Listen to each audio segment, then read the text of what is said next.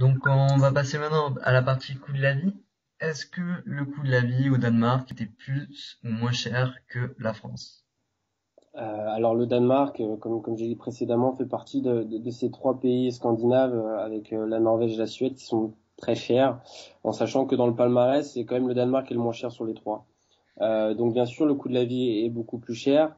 Concernant la nourriture, il faut compter un budget, allez, je veux dire 25-30% supérieur à celui de la France. Au niveau des habits, j'en parle même pas honnêtement. Si vous voulez faire du shopping ici, je pense que c'est un peu mal choisi. Après, chacun ses budgets. Concernant Internet, donc moi je suis au dorm, donc Internet est compris. Je paye 50 krones, ce qui doit faire aux alentours de 10 euros, moins de 10 euros, avec une superbe connexion. Ça, au niveau des infrastructures, ils sont très très bons au Danemark. Mais Internet, je pense qu'en centre-ville, voilà, doit pas être beaucoup plus cher. Forfait téléphonique, si vous restez un semaine, je suis pas sûr que vous en ayez besoin. Moi, j'en ai pas pris. Le forfait téléphonique, donc je pourrais pas parler par rapport à ça.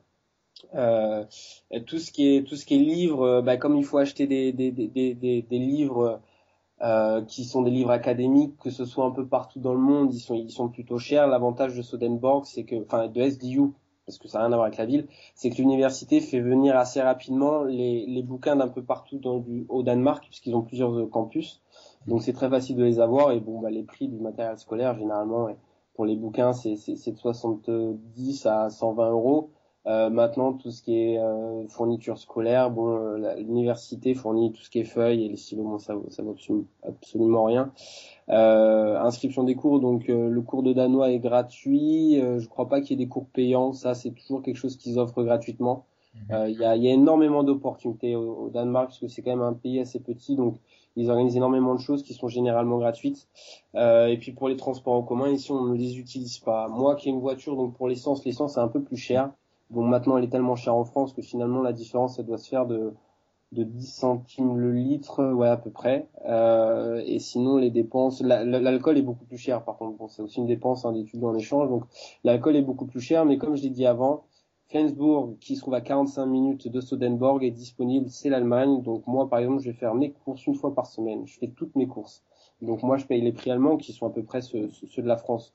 Il y a toujours possibilité. Mais la vie, ouais, est plus chère en général. Ok, d'accord. Donc je pense que c'est assez bien décrit le coût de la vie. Donc en ce qui concerne les jobs étudiants à côté, par exemple comme tu as dit que c'était cher le Danemark, si on peut faire un petit job genre serveur ou n'importe quoi à côté, est-ce que c'est facile d'en trouver un? Est-ce que tu connais des personnes qui ont fait ça? Alors, il y a un avantage de Danemark, c'est que quand même, ils parlent tous anglais. Vous allez à la pompe à essence, la fille qui va vous servir a un meilleur anglais que vous et bon, elle a peut-être pas le même vocabulaire, mais elle parle parfaitement anglais. Donc, il y a possibilité de trouver un job d'été puisque tout le monde, un job d'été, pardon, un job à côté des cours puisque tout le monde parle anglais. Donc c'est-à-dire que même si il y a par exemple Quick ou Burger King qui recrutent des étrangers pour pouvoir bosser. Et donc là-dessus il y a aucun problème, tout le monde parle anglais, on peut être serveur et parler anglais. Ça c'est un gros avantage sur place. C'est pas souvent ce qu'on peut faire quand on est dans un autre pays et que la langue maternelle n'est ni l'anglais bon ni le français ou des pays francophones. Donc il y a possibilité. J'ai des amis qui ont postulé, j'ai des amis qui travaillent. Donc là-dessus, il n'y a pas de souci. Et il y a aussi beaucoup de startups dans le coin qui recrutent donc des étudiants en business school ou en université pour pouvoir leur filer un coup de main sur du marketing, sur de la com, des choses comme ça. Et généralement, eux, ils font directement ça en anglais. Donc il y a possibilité aussi d'avoir une expérience à la fois tarifaire, donc de pouvoir gagner un peu d'argent, moins que si on faisait un job complet, et en même temps de l'expérience. Donc ça, c'est plutôt agréable. D'accord.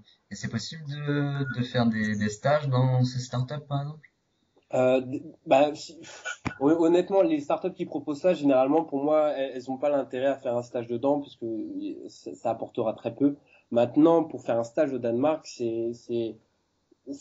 comment dire, c'est facile en quelque sorte, puisqu'il y a énormément de moyens mis en œuvre sur tout ce qui est Career Center, sur tout ce qui est les entreprises. Que ce soit les Big Four, on a encore eu un événement avec Deloitte il y a une semaine. Donc tous les Big Four sont présents sur le campus, ils recherchent. Alors maintenant, je pense qu'ils recherchent quand même des Danois. Il y a toujours possibilité de trouver un stage, bien sûr, lorsqu'on n'est pas danois. Mais c'est vrai qu'ils préfèrent les gens qui parlent danois. Mais maintenant, toutes les grandes entreprises sur place n'ont jamais peur de pouvoir trouver des stagiaires, Puis moi qui fais partie de l'AESEC sur place, je vais démarcher tous les jours des entreprises pour pouvoir trouver des stages dans la région pour des étudiants étrangers qui viennent sur place. Et ils sont toujours très ouverts pour pouvoir avoir des stagiaires. Et honnêtement, pour moi, je trouve assez facile de trouver un stage au Danemark et de trouver un stage intéressant aussi. D'accord. Ok. Et est-ce que tu connais des personnes qui ont déjà trouvé leur stage, par exemple, après ce semestre académique là? Non, après ce semestre académique, généralement, on reste pas. On repart dans d'autres universités pour certains, d'autres on part dans d'autres pays faire nos stages, on rentre en France. Et ceux qui restent un an après, je pense que oui, certains, ceux qui restent un an, généralement, ont une envie un peu plus profonde de rester dans le Danemark, ce qui n'est pas forcément mon cas ou ceux qui sont restés un semestre. Donc eux, effectivement, recherchent déjà un stage et ils ont déjà certaines pistes. Donc à mon avis, moi je vais les suivre de près, puisque effectivement, on crée des liens assez rapidement ici. Et puis je pense et j'ai confiance qu'ils trouveront sur place assez facilement. Parfait. Ok.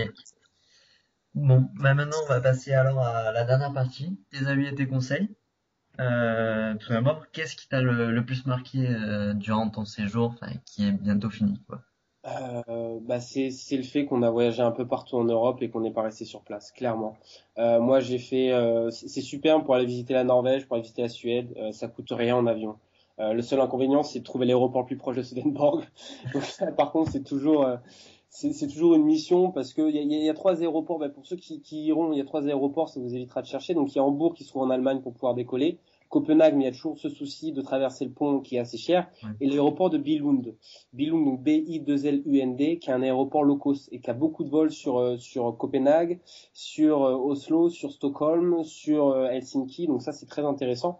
Et voilà, et c'est le voyage. Moi, j'ai fait Oslo, Stockholm, Copenhague pendant 10 jours.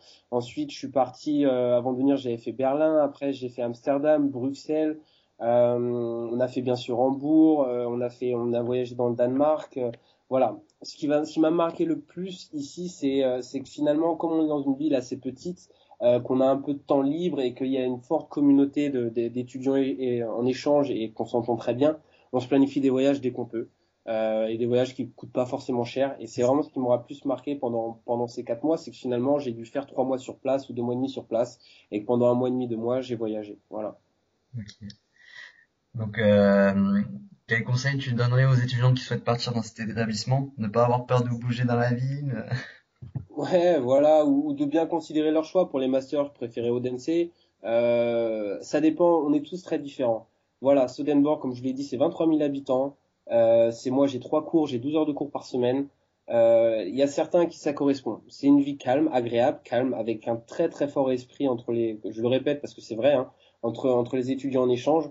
Maintenant, certains vont préférer des plus grosses villes. Certains vont préférer avoir une colocation de leur côté, passer plus de temps avec des gens qui travaillent dans le monde professionnel, etc. On est tous différents. Voilà, faut juste bien considérer le choix. Ça peut être aussi dur, moi j'étais à Istanbul avant, ça peut être aussi dur d'être dans une ville qui fait 15 millions d'habitants qu'une ville qui en fait 23 000, clairement.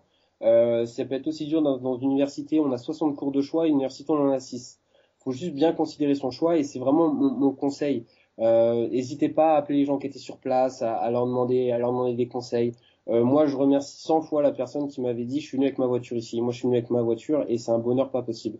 Donc voilà, c'est une université où, à mon avis, il faut quand même bien se préparer parce qu'elle n'est pas faite pour tout le monde.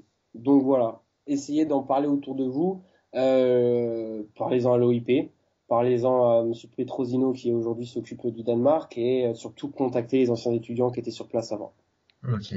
Donc, est-ce que tu serais d'accord pour être contacté? Bien sûr, pas de problème. Bon. Ouais, parfait. Bah écoute, au nom de l'équipe Easy Exchange, on te remercie d'avoir participé à cette interview et nous espérons que tu as répondu à la majorité des questions que les étudiants pourraient se poser sur cette université. Et puis, s'ils ont un souci, ils pourront te contacter. Exactement.